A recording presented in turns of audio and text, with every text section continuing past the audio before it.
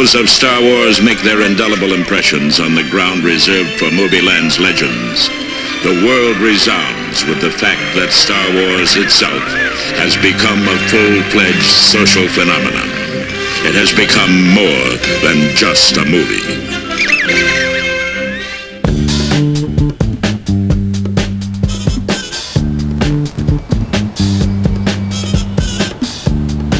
George Lucas's Star Wars, the biggest movie of all time, is back in a new installment. Episode 1, The Phantom Menace. Well, we finished the cut. We're doing the sound effects. I'm going over to London on Monday to do the music with Johnny Williams. We should be finished around the middle of April. Special effects wise, we're about 300 or 400 shots away from being finished. They're on schedule. Everything seems to be going really well. You know, I feel pretty good about it.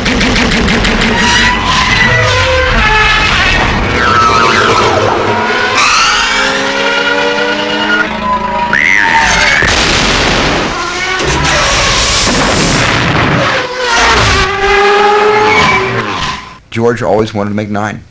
He wanted to make the first 3, then he wanted to make the prequels to that, then he wanted to make the last 3. And that was something that was part of his concept. Whether George only completes 6 of the 9-part series or he actually ever really ultimately completes the 9, it's really 9 parts of one film. It's one big saga about a family that happens to live in a galaxy far, far away. Afraid, are you? No, sir. See through you. We can. Be mindful of your feelings. Your thoughts dwell on your mother.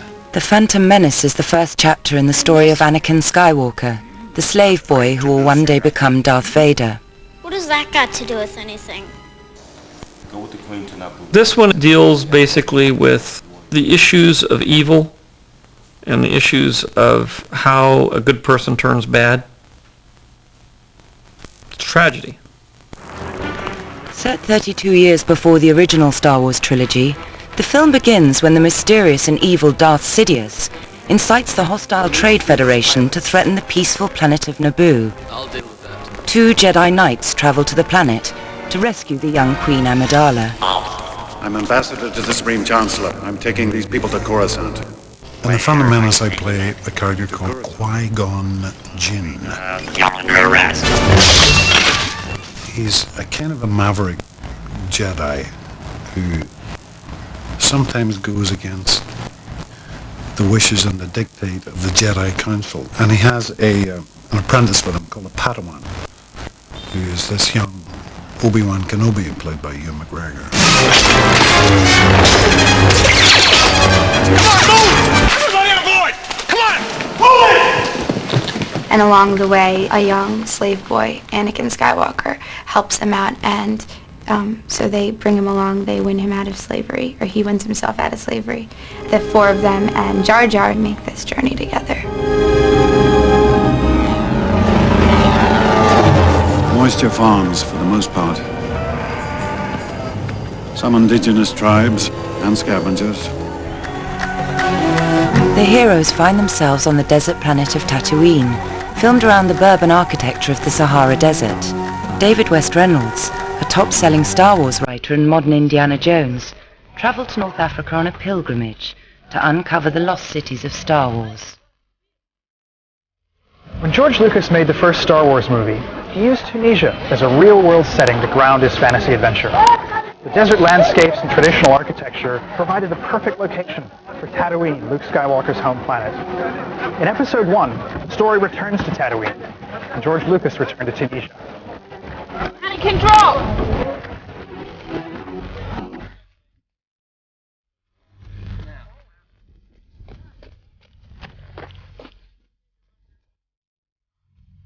Scattered across the Sahara are ruins, out in the sands, abandoned in the middle of nowhere, like this.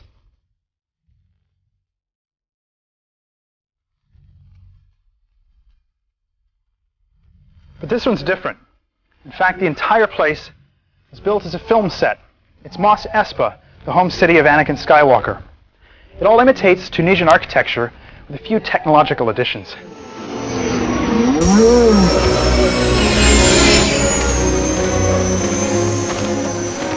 you sure about this? From Tazur to Perth, Star Wars echoed the dreams of many a small boy. I haven't quite got the grip for my lightsaber. It's all the lines.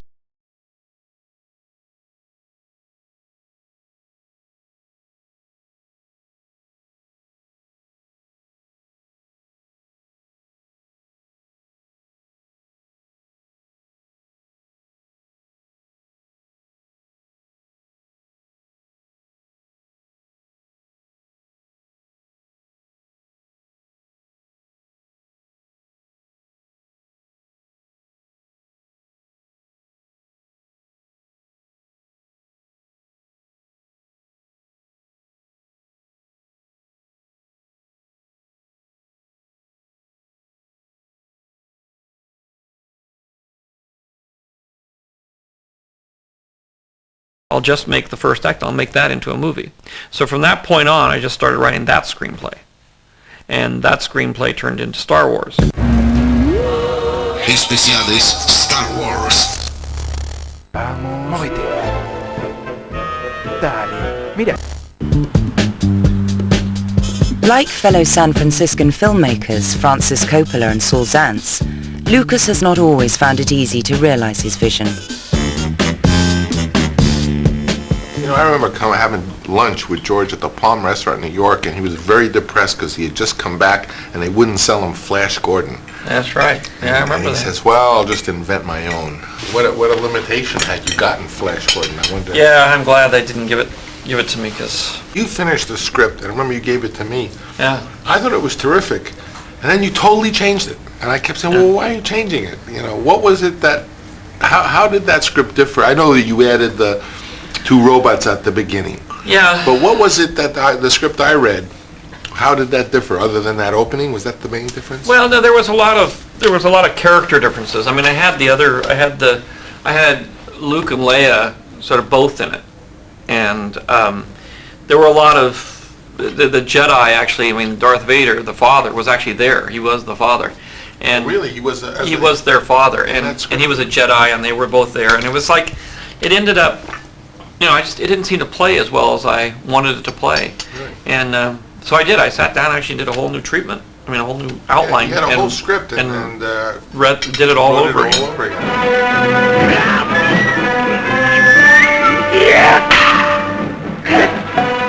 Lucas was also influenced by the samurai films of Japanese director Akira Kurosawa.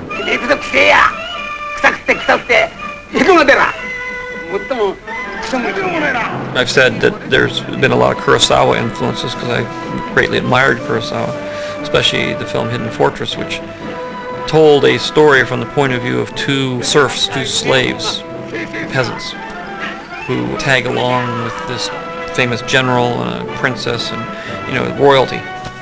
And the whole story is told from their point of view, and I like that idea. I like the idea from telling a story from the lowest person's point of view in the food chain. And that's how how the story got to be told by R2 and 3PO. Don't get technical with me. What mission? What are you talking about? I've just about had enough of you. Go that way. You'll be malfunctioning within a day, you nearsighted scrap pile. And don't let me catch you following me, begging for help, because you won't get it. The droids R2-D2 and C-3PO are the only characters to feature in all the Star Wars films. My agent said there was this this American, making a cheap, low-budget science fiction movie where all the money was going on the sets and the costumes, special effects, whatever. And he wanted to see me, along with hundreds of other people in England, where it was going to be shot, for the part of, and she paused, a robot. I said no. She was really shocked. What do you mean no? You know? Anyway, she made me go.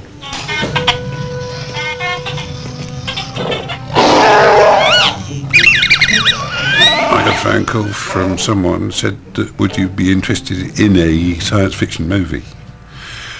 And I said, yeah, what? And they said, well, you'd be running around in a hairy suit with a mask on. I said, what? So what else has changed? So I went up and saw George Lucas and Gary Kurtz. This is 1976. Had the interview. 20 minutes later, I got the part. We can't help you. Chewbacca's just fantastic. And Han Solo's just the coolest character in any film I've ever been, really. They're such best friends, him and Han Solo. And it's quite appealing, that friendship. And he's quite tough and mean. Chewie just came naturally. I don't know how, and I don't know why. But I could go down on a set with a costume on, or in a three-quarter costume. Be talking to someone, having a cup of coffee, or whatever. I'd say, right, put the heads on, Chewie will come alive. Go out, do it, come back, take the head off, I will be back to me. There's not a great deal of soul-searching going on when you're playing, this kind of characters. It's fighting a kind of Jedi throne, which I mastered that, quite a lot of that. Eyebrows. George, I'm doing the Charlie Sheen shot, whether you like it or not. But you come up, you should sort of look off this way, and then you turn around and you see all these ships landing behind you. You're directing, after all. I mean, it is not the greatest platform to project the most extraordinary performance. You're there to do a job that's very specific. It's about creating a character that's instantly understandable and serves the story completely. Some of the lines are absolutely impossible to say. But not too bad. I got off fairly lightly. I mean, Alec Guinness has got some cracking lines in this film. I don't know how he does them at all. But he gets away with it. Are you all right? What's wrong? I felt a great disturbance in the force, as if millions of voices suddenly cried out in terror and were suddenly silenced. I fear something terrible has happened. You better get on with your exercises. There's so much more to think about just than, how am I going to say my line? What am I thinking right now? You have to think, wait a minute, I have to hit this mark and I have to stay out of the way of this space behind me because that's supposed to be some character and, the blue screen's over there and the spaceship's over there and you've got to make eye contact with that, person over there who's not standing there. And it's just a lot more difficult than an average film because there's a lot more to think about. There's a line I remember from the original test, which is not in the film, where Han Solo says, "Hey, look, I've held up my side of the bargain, now I'm turning this ship around." I said, "But we can't turn back. Fear is their greatest defense. I doubt if the actual security there is any greater than it was on Aquilai or Sullust, and what there is most likely directed towards a large-scale assault." And I thought, who talks like this? Well, I did say to George, you can type this shit, but you can't say it. And it's still true. I mean, there's a bit of a trick to saying it'll take a few minutes for the Navicomputer to calculate the coordinates. I was doing it sort of flippant, because I couldn't see any other way to say this dialogue. And he took me aside, George. I think this was the longest chat we had at that juncture. And he said, she's really serious. This is her planet that's in jeopardy, and she really doesn't like this. I mean, so I got it. Yeah, this was serious stuff. George's style of filmmaking was difficult. He never said anything. He never asked me to do a scene a particular way. He'd just say, action, cut, terrific. Well, actually, he sometimes said terrific. Often he said nothing. He didn't want to sit down and talk about the characters for hours on end. If at all, in fact. Quite happy not to talk to you at all, I think, as an actor. I mean, that's a lot better. But we do joke with him about that, because he's not very... He claims, he says he knows exactly what he wants, but he just has got no idea to ask actors. He just got no idea how to tell you what it is he wants, which makes for a lot of fun on set. But Lucas has developed other methods for improving the performances of his actors. As you spin around, look like this, because what he's done is he's jumped up and come over you. If I have two people playing in the scene, they're in a two-shot, and one guy's great, and one guy was great in take 3, the other guy was great in take 7. And if I can get them to sync up in their performance and cut it so that I can take the pieces right, then I can put them both in the same shot and have them both have a perfect performance. Especial is Instantly recognizable. It'll be like that. you know, some people will be vaguely aware of Liam, but most 12-year-old boys won't. They'll never seen him before. Difficulties with his British crew and the special effects had made the experience of making the original Star Wars too stressful for Lucas, and so he looked to other directors for the sequels The Empire Strikes Back and The Return of the Jedi. The Phantom Menace is the first film he has directed since 1977. Let me ask you a question. Were you seriously thinking of not directing Star Wars? Which, this one? When we were all saying, oh, George, you got to direct it yourself, and you, oh, I don't know. No, well, I was always going to come back. Well, how come you put us all through that? Because I like to torture you guys. You were always going to direct it. Well, I didn't know whether I was always going to direct it. I mean, it really depends on where I was, and I wanted to come back and direct. I didn't, you know, You mean, we're talking about the one coming out? For a long time, he was saying he didn't know that he was going to direct it. All of his friends were saying, oh, you got to direct it, you must do it yourself, blah, blah, blah. I got a lot of attention. Give him a lot of attention. Do it. Yeah. Oh, please. Finally, yeah. You weren't getting any. Oh, who was going to direct it? I never really considered anybody else to direct it. Ah, now it comes out. Creating the exploding spaceships and lightsaber duels that would wow audiences was immensely difficult. In 1975, the special effects industry had all but died in Hollywood, and Lucas had to set up his own company, Industrial Light and Magic, not only to create the visual spectacle, but also to build the tools to do the job. The skill and the capacity that was developed to generate the special effects was beyond anything that anyone had seen up to that time. And the effects used in a way that had never been attempted before. Real storytelling with effects. It was just matter-of-fact stuff. When you think of Luke Skywalker first getting into that little hovercraft thing, you know, it was like getting into a car, driving to the next set of traffic lights, you know. There was that wonderful throwaway quality of this fantastic kind of other world. Great, everyone wants to do that, don't they? Everyone wants to hurtle along floating off the ground like that. There's some really nasty skeletons coming up as well. You've seen the burnt skeletons of those parents. Come on! Quite graphic, isn't it?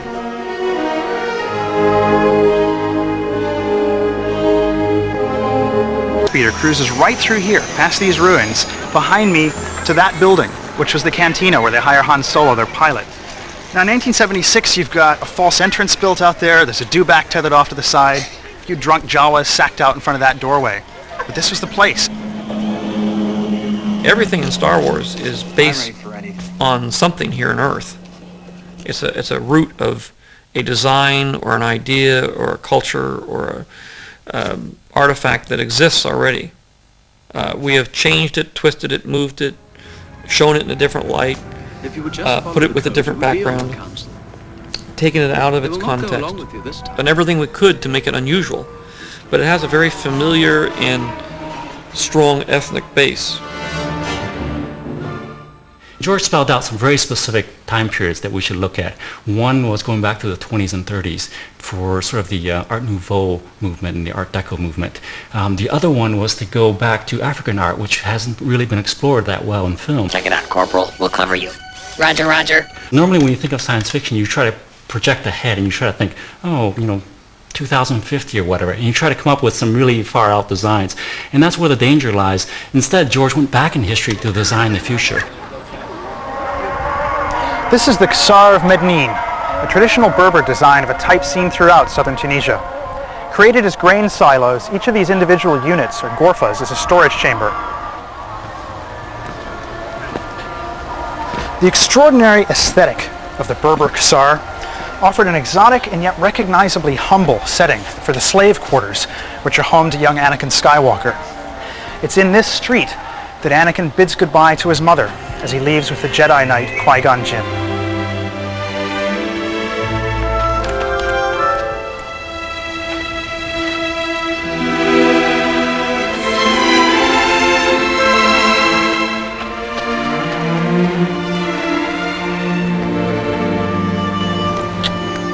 Welcome to the Episode 1 Art Department. This is where it all starts in terms of design. On this wall you can see this is sort of George's first opportunity to see a lot of his written words implemented into a design. And what we try here is to try to, come up with something that George likes. And you can see here, this is one of the early sketches for the attack tank.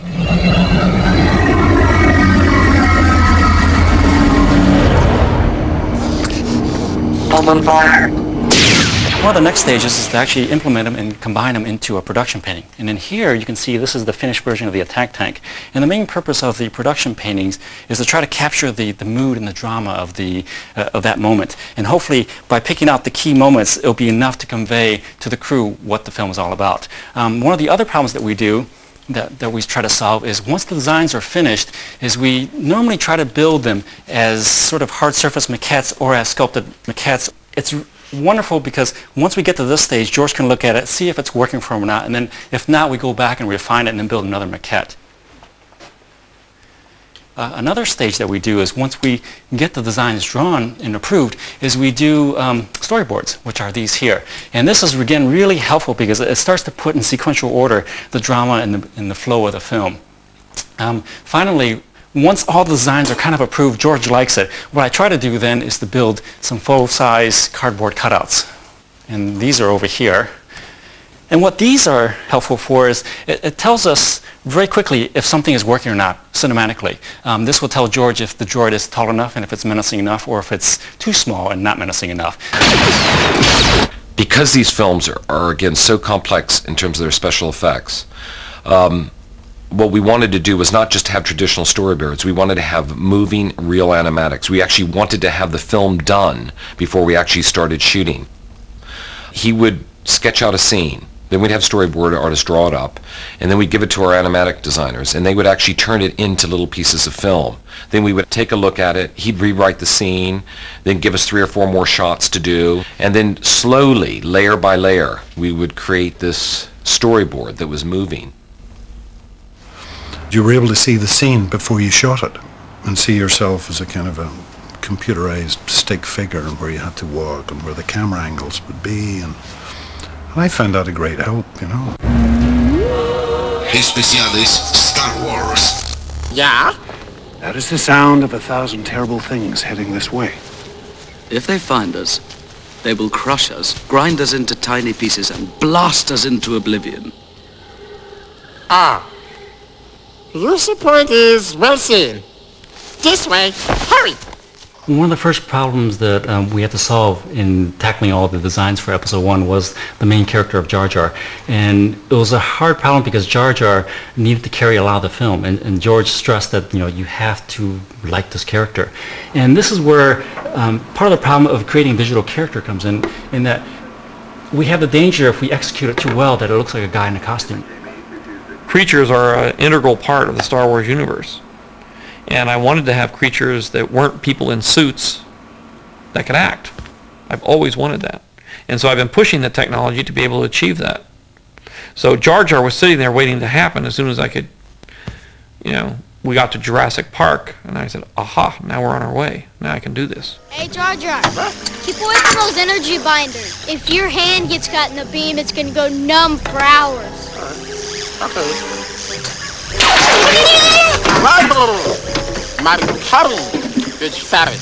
Jar Jar is the first fully animated digital character in a live-action movie. The actor Ahmed Best provides Jar Jar's voice and also stood in for him on set. You're thinking people gonna die? I don't know. Gungans get pasted too, eh? I hope not. By shooting 2 or 3 takes with Ahmed there and shooting another 2 or 3 takes without him there, I could take the best take, whether he was in there or not in there. And I could take the best take of the other actors where they have the best performance. And then I could just erase Ahmed if I needed to. Or he might not be in the shot at all anyway, and then I don't have to erase him. But now I can just erase him. I mean, the technology is such that I can just get rid of him. Hold it back and go! In spite of modern technology, more primitive techniques were used to get the right reactions from the actors as they travelled at light speed. I was amazed at how doing the battle sequences in a spaceship I imagined it'd be all hydraulic and we'd be thrown around, but in actual fact there's just someone in front of a light going like that, flagging the light off, and someone going blast, and we pretend to be hit. I was so disappointed. It was surprising to see all the backgrounds painted in so realistically and so elaborately. It was really, really cool to see that, because for us, we shot with a blue screen the whole time, which gives you the impression that it's not going to be too exciting, and then you see these amazing things, and you see yourself in a place that you've never been, which is really bizarre. It was really cool, though. It is a great gift to see you alive, Your Majesty. How many screens are you opening? We're only going to open on maybe 3,500, maybe 4,000 at the most. Only 3,500. What do you mean only? I thought it used to be 2,000 was a big deal. Godzilla was like in 7,000 screens. Yeah. You know, that's like the big number now. And everybody expected us to go out on 10,000 screens. I mean, everybody said, "You're going on 10,000 screens, aren't you?" And I said, "No." I said, we want to be in quality theaters. We want to have a quality presentation. I want people to see this in good conditions. I'm not interested in just throwing it out there and getting all these records in the first week. It's not over yet. It is for me, sister. Look, I ain't in this for your revolution, and I'm not in it for you, princess. I expect to be well paid. I'm in it for the money. You needn't worry about your reward. If money is all that you love, then that's what you'll receive. Lucas is now able to control which cinemas get to show his movie. Back in 1977, the story was somewhat different. I care. Releasing the film was a problem. The film opened in some 40 theaters. Now, that has to be seen in the context that a very big major release in the late 1970s would be 600 to 800 screens in the United States. The truth is we couldn't book it anymore. The exhibitors didn't want it. They didn't understand it. They were worried about the same things, war in the title. Will people understand it? There's no stars. Why will people come to see it? It wasn't in a lot of theaters, but every theater, like the 9:30 a.m. shows were sold out to a seat. You couldn't get into any of the 9:30 a.m. shows. You know, that's good when that happens. That's a good signal. And George was euphoric when he got that news. Yeah, Oscar. Yes, I bet you have. The success of the film was due to more than just its groundbreaking effects. To try to see if I could resurrect that. Sand people, or worse. Come on, let's go have a look. Come on. Well, there are two banthas down there, but I don't see any... Wait a second. They're sand people, all right. I can see one of them now. On these cliffs at Sidi Bou Halal are the remains of a Berber city that's now reduced to nothing more than rocks and broken pottery. But this location also served as a site for a number of scenes in the first Star Wars film. The canyon represents the wilderness, a classic gateway to the mythic hero's journey that Luke's own adventure will mirror. He must survive an encounter with the guardians of the gates, the Tusken Raiders, before he can continue on his quest. They're set in the future, but there's got a feeling that they're in the past. And they're very solidly based in kind of legends or fairy tales. With the characters are very... You've got the young naive prince, the beautiful princess, the jester, if you like, with Han Solo, and the wizard with Obi-Wan Kenobi. You've kind of got the bad, good and evil, and it's kind of it's fairy tales. It's become a kind of modern fairy tale, really. I request the boy be tested, Master. Oh. Trained as a Jedi, you request for him, Finding him was the will of the Force. I have no doubt of that. Some people have told me that it's kind of a religion, and that was interesting to me because you see all the religious aspects in it when you watch the films. It's not any direct sort of preaching, but you do kind of see where it has mythical and religious implications. The ability to destroy a planet is insignificant next to the power of the Force. You know, the idea that there's a force guiding us and that there's a destiny and a fate, and I think that's really what appeals to people, because it's something that gives them a sort of meaning and hope, I guess. Star Wars owes much to the works of Joseph Campbell, a writer who drew together folk stories from across the world, identifying a common theme, which he called the hero's journey. This follows a young man, forced away from his homeland and sent on a mission which is both important and enlightening. On the way he encounters wizards, princesses, and monsters, before descending into a labyrinth to secure a final victory. I was going along in my own story. I was trying to, write whatever I felt.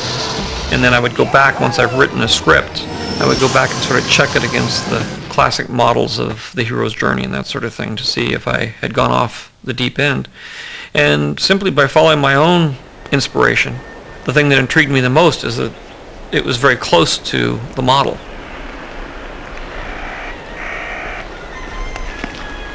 This is the town of Matmata. It was here the interiors of Luke Skywalker's home were filmed.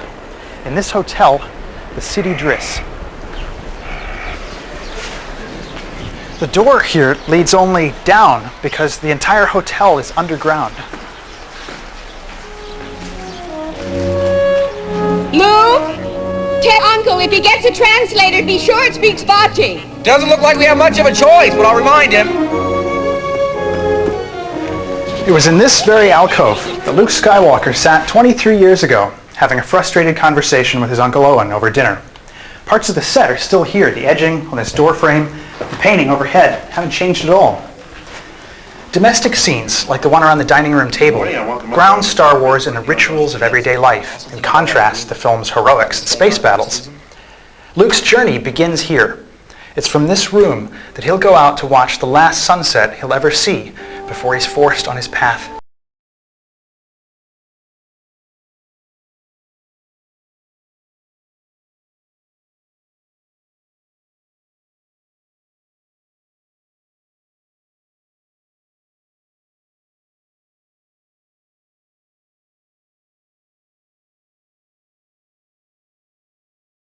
Journey that everyone takes from innocence, through worldliness, and hopefully back to some kind of innocence. And that's exactly what this saga is about.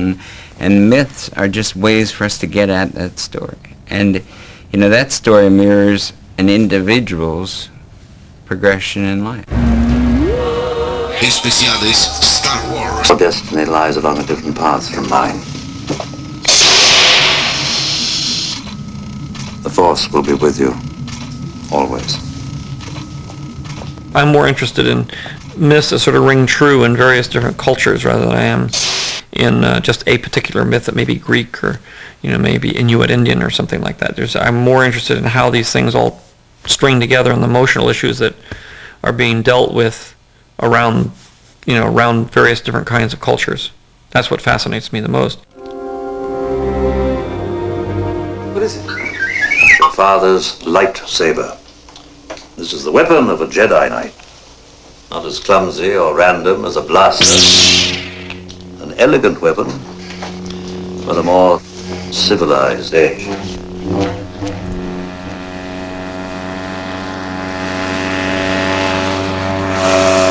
The character of Kenobi is like a sorcerer or a sage from a more ancient legend. He's a hermit hiding in the wilderness, and this humble setting disguises his inner strengths. The simple hut, like Kenobi himself, is timeless. It would be equally at home in the Old Testament or a medieval legend as it was in a modern space fantasy.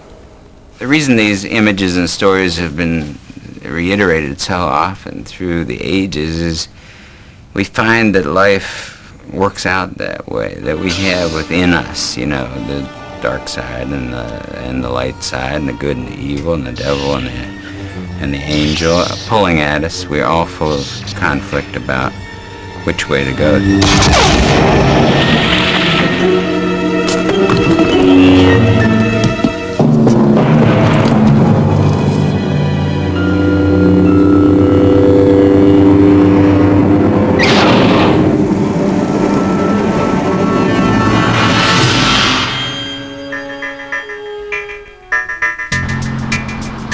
These stories are now so deeply ingrained in popular culture that last year the prestigious Smithsonian Museum mounted an exhibition in their honor. But Star Wars hasn't always enjoyed such positive associations. Lucas was unhappy when the name of his film was used to describe President Reagan's space-based nuclear defense system. It's now sort of entered into the public consciousness, and there are references made to it in editorial cartoons and sitcoms. Darth Vader's become synonymous with ruthless evil and so forth. The problem is you make a film, you do anything, and people then take it, especially if you're successful, and they use it however they need to use it. And a lot of people have used it emotionally and intellectually, and some people have used it commercially. And it's been woven into the culture in a way that is really a part of the culture. That, again, comes with the territory. There's certain things that when you're successful, you simply have to accept as the nature of the world. And there's not much you can do about it. Obi-Wan never told you what happened to your father. He told me enough. He told me you killed him. No. I am your father. The profits from Star Wars allowed Lucas to take the unusual step of financing The Empire Strikes Back and The Return of the Jedi himself. When we went to do Empire, and he had already made the most successful movie of all time, it gave him enormous freedom. With Empire, we knew that there would be another episode afterwards. There was no question that that would be possible. And so we wrote the second act of this 3-act drama. And at the end of Empire, everything is unresolved.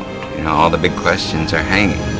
Well, I think it's great, though, that with Star Wars that you basically, you are the studio, you are the whole thing, and you control all the shots, and you don't have to deal with any inefficiency or anyone else's opinion, and it all rests on your neck. Well, and the benefits are yours, too. Yeah, well, As they should be, yeah. And your friends. Yeah. Yeah.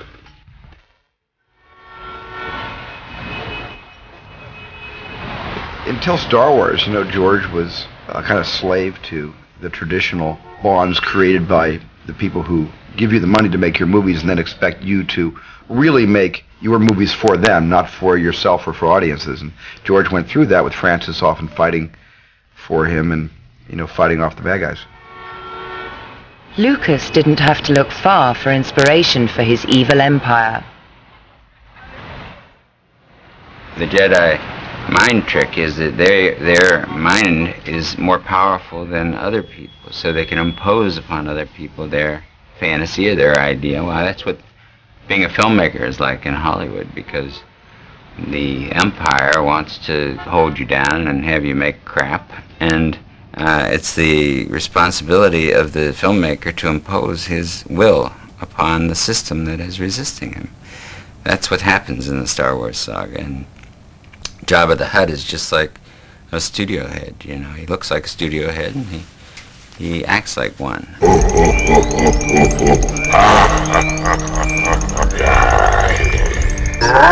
For every action, there's an equal and opposite reaction. There's people that loathe the movie, not only for its content and its performances and its everything that it is. That's why they don't like it. But for what it represents, which is in their minds ushering in a new era of merchandising-driven movies. The studios are into making movies to make money, mostly. And they've always been there to make money. But there's also been a balance with just prestige. But what happened was that the other element, which is to make the most amount of money for the least amount of expenditure, after the phenomena of Star Wars, unbalanced it, I think. It's not Lucas's doing. It's the type of person who suddenly got control of the studios. I want to see you in a spaceship the moment the race is over. Patience, my blue friend. You'll have your winnings before the sun's set, and you'll be far away from here. If anyone could do Star Wars and Jaws, then we would have had a lot of great movies since then. It's very hard to do Jaws and Star Wars. You have to be enormously talented. It's hard to be really good at anything. That's why movies, for the most part, are so bad. There just aren't that many good people around to do them. So it's not George and Stephen's fault that the people who imitated them were bad. But George got an autonomy. He didn't need it. He created his own world and his own industry in a way. And well, I must say, you know, if you want to know what's going to be the future in terms of the film industry, one goes up to San Francisco and visits George at the ranch. Although Star Wars films are often associated with Hollywood, the maverick Lucas has always chosen to base himself and his companies 400 miles north of Tinseltown. Who do you think you are, Mr. Well, I think moving to San Francisco, of course, George had been raised in Modesto, so he knew San Francisco a lot better than I did, and he liked San Francisco. I remember you were very positive. I moved here because I figured after we worked on this little movie that we did on the road, that pretty much you can make films anywhere, so you might as well just pick a place that you wanted to live in and then worry about. And San Francisco seemed like such a beautiful place and had a tradition of the poets and the writers, and it was smaller and it was a real city. It just seemed like a very a wonderful, exciting adventure. We were young and just all move up to San Francisco and try to impact this new place. Lucas's headquarters, the idyllic Skywalker Ranch set in the rolling hills to the north of San Francisco, is the culmination of this dream. This enviable environment was made possible by the radical deal Lucas was able to secure for the Star Wars merchandising. There was a desire to ask George to take a lower fee to sort of, as it were, bet on his own movie. And as I've always understood the story, he said, okay, but then I want to keep the merchandising. And merchandising, which means all the toys, the clothing, the booklets, that kind of thing. In fairness to the studio, merchandising was not regarded very highly in those days. Very little of it was done. It didn't earn very much money. So it was not the worst thing to say, well, if we can get him to reduce his fee by X dollars, what does it matter with the merchandising? Most of your life, I mean, even if I stop tomorrow, for another 10, 20 years, I'll probably be very recognizable. You don't want to lose your life because you've chosen to do a film. I mean, I used to go in through airports and have people say, Princess Leia! Like I would then go, yes, like that's my name. There's a lot of mad people round about Star Wars too. Really frighteningly strange, freaky people. I'm starting to smell them coming up every now and again now. Starting to get a bit worrying, hanging around the stage door and stuff. Whew. I mean, I don't want to upset anybody, but there's something a bit strange. Some of them, quite all there. May the force be with you. People actually say that to me for real, and I'm supposed to. I don't know what I'm meant to do. May the force be with you, Ewan. Like, don't be ridiculous. What are you talking about? But they do. But it is just this fanaticism that seemingly guarantees the financial success of the Phantom Menace. The budget was about $120 million. I think we brought in about $5 million under. It's about $115 million. About half of that was the shooting budget. The other half was a special effects budget. Hello. I am C-3PO Human-Cyborg Relations. How might I serve you? He's perfect. It's an expensive movie. The film has to be one of the top 10 grossing films of all time in order to break even. So, not very many films do that. There are only, there's less than 10 movies that have actually accomplished that. A lot of the movies that are being made now have to do that. I feel I got probably more of a shot than the other movies that are out there. I don't know whether it will overtake Titanic. You're working in the outer limits of the stratosphere where it's really hard to measure. Is it going to do 1 billion 2 or 1 billion 1? I mean, you're talking like in hundreds of million fractions of hundreds of millions of dollars, like it was just a thing like that.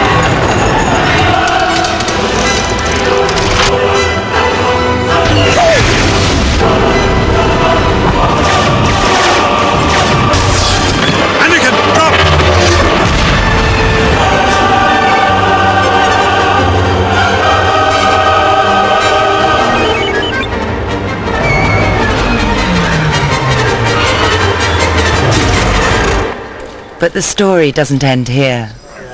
Very cute, Liam. We're starting work on episode 2 now. George is actually writing the second episode. We'll actually start shooting in 17 months. I start shooting in April of 2000. We'll start shooting in Europe. We have another 4 or 5 weeks to shoot in Tunisia and 4 or 5 weeks in Italy to shoot, and then we'll move to Australia and finish mid-2000, and then we'll be in post-production for 2 years, and the film will be out basically middle of May of the year 2002. And somewhere around 2001 we'll start on episode 3, prepping it and designing it, and then the process just is never ending. A continuación, a pesar de todo.